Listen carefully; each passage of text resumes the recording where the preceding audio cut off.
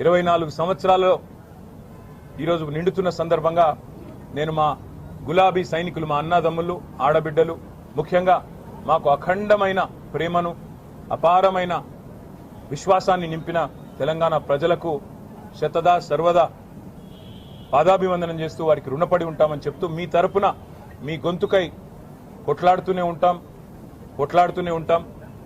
అప్పుడప్పుడు కింద పడవచ్చు, అప్పుడప్పుడు పైన ఉండవచ్చు. విజయాలకు పొంగిపోము, అపజయాలకు కుంగిపోము. ఎవరు ఎన్ని మాటలు చెప్పినా, ఎవరు ఎన్ని రకాలుగా మరి ఇవాళ మమ్మల్ని కించపరిచే ప్రయత్నం చేసినా ఒకటి వాస్తవం, తెలంగాణ కంటూ ఒక గొంతు ఉండడం అనేది తప్పకుండా అవసరం.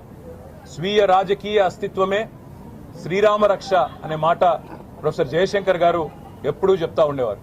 ఇవాళ తెలంగాణ కంటూ ఉన్న ఇంటి పార్టీ, తెలంగాణ కంటూ ఉన్న ఒక గొంతుక ఇవాళ కేసీఆర్, బీఆర్ఎస్.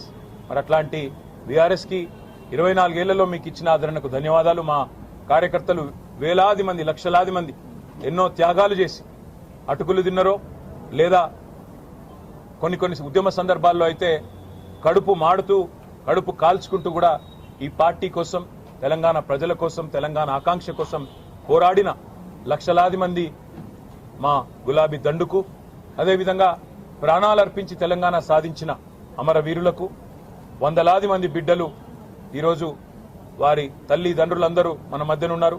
వారికి పేరు పేరున మాకు 24 ఏళ్ల ప్రస్థానంలో సహకరించిన ప్రతి ఒక్కరికి రుణపడి ఉంటాం. ప్రతి ఒక్కరికి కూడా మళ్ళీ మీరు చూపిన బాటలో మా నాయకుడు కేసీఆర్ గారు ఏ ఆశయంతోనైతే ప్రజలు కేంద్ర బిందువుగా, ప్రజల సమస్యల పరిష్కారమే ప్రధాన ఇతివృత్తంగా కదలాలనే ఒక స్ఫూర్తిదాయక సందేశం ఇచ్చినారో, వారి ఆశయాలకు అనుగుణంగా, వారి ఆకాంక్షలకు అనుగుణంగా ముందుకు పోతాం.